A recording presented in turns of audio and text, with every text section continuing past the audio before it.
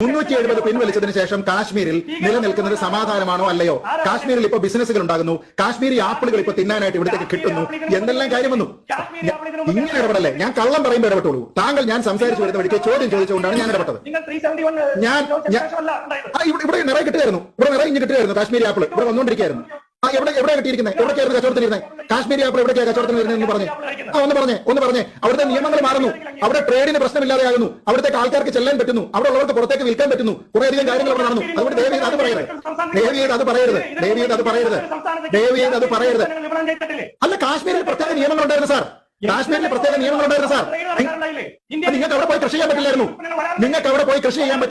നിങ്ങൾക്ക് അവിടെയുള്ള കുട്ടികൾക്ക് പ്രാഥമികമായിട്ടുള്ള വിദ്യാഭ്യാസത്തിനുള്ള അവകാശമില്ലായിരുന്നു. കല്യാണം കഴിച്ച് കാശ്മീരിൽ നിന്ന് പുറത്തേക്ക് പോകുന്ന സ്ത്രീകൾക്ക് സ്വത്തിൽ അവകാശമില്ലായിരുന്നു. വെറുതെ തർക്കിക്കരുതേ.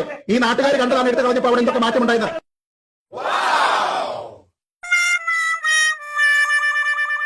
കുറച്ച് കുടുംബക്കാർക്ക് കിട്ടിയിരുന്ന അവകാശങ്ങൾ അവരുടേത് മാത്രമായി വെച്ചിരുന്ന അവകാശങ്ങളായിരുന്നു 370 അവിടെ എടുത്ത് കളഞ്ഞപ്പോൾ ഏത് മുസ്ലിമിന് എന്ത് അവകാശമാണ് നഷ്ടപ്പെട്ടത്?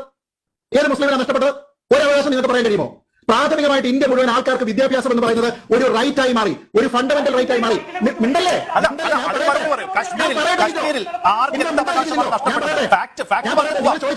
നിങ്ങൾ ചോദിച്ചില്ലേ ഡയറക്റ്റീവ് പ്രിൻസിപ്പിൾസിൽ നിന്ന് എന്ത് നടപ്പാക്കിയെന്ന് ചോദിച്ചില്ലേ? 2002 കോൺഗ്രസ് കുന്തമാണ് ചെയ്തത്. 2002 86 ഭരണഘടനാ ഭേദഗതി കൊണ്ടുവന്ന അടൽ ബിഹാരി വാജ്പേയിയാണോ കോൺഗ്രസ് ആണ് കൊണ്ടുവന്നത്? മൻമോഹൻ സിംഗ് ആണ് 2002 ഭരിച്ചത്. ചുമ്മാ കള്ളം പറയില്ല മനുഷ്യ, കള്ളം പറയരുത്. 2002 ഇവിടെ നിങ്ങളൊന്നും മിണ്ടാതിരിക്കും മനുഷ്യ. ഞാൻ പറയട്ടെ, നിങ്ങളൊന്നും മിണ്ടാതിരിക്കും. ഒന്ന് അടങ്ങൂ, ഒരു പൊടിക്ക് അടങ്ങൂ.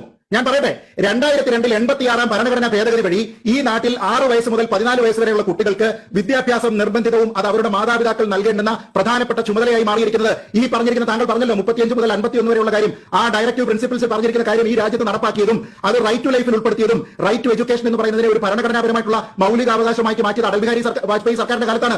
ആ അവകാശം പോലും കാശ്മീരിൽ നിങ്ങൾ നൽകിയില്ല. മൻമോഹൻ സിംഗ് 10 വർഷം ഭരിച്ചിരുന്ന സമയത്ത് നൽകിയില്ല. അയ്യോ, അത് നടപ്പാക്കി ഉടനെ തന്നെ സർക്കാർ മാറി സാർ. അന്നേരം സർക്കാർ മാറി. നരേന്ദ്രമോദി വന്നപ്പോഴാണ് എടുത്ത് മാറ്റിയത്. 10 വർഷം അവിടെ ഭരിച്ചു. 10 വർഷം ഭരിച്ചപ്പോൾ കിട്ടാതിരുന്ന ഇന്ത്യയിൽ മറ്റെല്ലായിടത്തും ചെറിയ കുട്ടികൾക്ക് അത് പറയുമ്പോൾ നിങ്ങൾക്ക് പൊള്ളും. നീ എവിടെ പരിപാടി അവതരിപ്പിച്ചാലും ഇത് തന്നെയാണ് അതിന്റെ വിധി. അത് പറയുമ്പോൾ നിങ്ങൾക്ക് പൊള്ളും. അതുകൊണ്ടാണ് നിങ്ങൾ ഇടപെടുന്നത്. 2002 മുതൽ ഉണ്ടാക്കിയിരിക്കുന്ന ഒരു നിയമം കാശ്മീരിൽ 6 വയസ്സുള്ള ഒരു കുട്ടിക്ക് വിദ്യാഭ്യാസം എന്ന് പറയുന്നത് നിർബന്ധിതമോ സൗജന്യമോ അല്ലാതെ തുടരുമ്പോ നിങ്ങൾക്ക് ഈ ബുദ്ധിമുട്ടൊന്നും കണ്ടില്ലല്ലോ. കള്ളം പറയുമ്പോ പിടിക്ക്. ഞാൻ കള്ളം പറയുമ്പോ പിടിക്കുക. അതാണല്ലോ ഞാൻ നിങ്ങൾക്ക് തന്ന അവകാശം. അതുകൊണ്ട് അടങ്ങ്. ഞാൻ പറയട്ടെ. അവകാശം പറയണ്ട. നിങ്ങളുടെ അവകാശമൊക്കെ എടുത്ത് കളഞ്ഞു. ഞാൻ പറയട്ടെ, മിണ്ടല്ലേ? ഞാനൊന്ന് സാറേ ചോദിക്കും. ഞാൻ പറയാം. പോക്സോ ആക്ട് 2012 കോൺഗ്രസ് കൊണ്ടുവന്നിരുന്ന പോക്സോ ആക്ടിൽ ഉണ്ടായിരുന്ന 7 വർഷം തടവെന്ന് പറഞ്ഞതിനെ 10 വർഷം തടവാക്കി മാറ്റിയത് ഏത് സർക്കാരാണ്? അതിനെ 20 വർഷം വരെ എക്സ്റ്റെൻഡ് ചെയ്യാനാക്കിയത് ഏത് സർക്കാരാണ്? 16 വയസ്സിൽ താഴെ മിണ്ടല്ലേ? ഒന്ന് മിണ്ടാതിരിക്കൂ, നല്ല കേൾക്കുള്ളൂ. നിങ്ങൾക്ക് ഞാൻ കേട്ടതിന്റെ മറുപടിയല്ലേ പറയട്ടെ. 16 വയസ്സിൽ താഴെയുള്ള, അതാണല്ലോ 6 വയസ്സിൽ വരുന്ന ഗണം.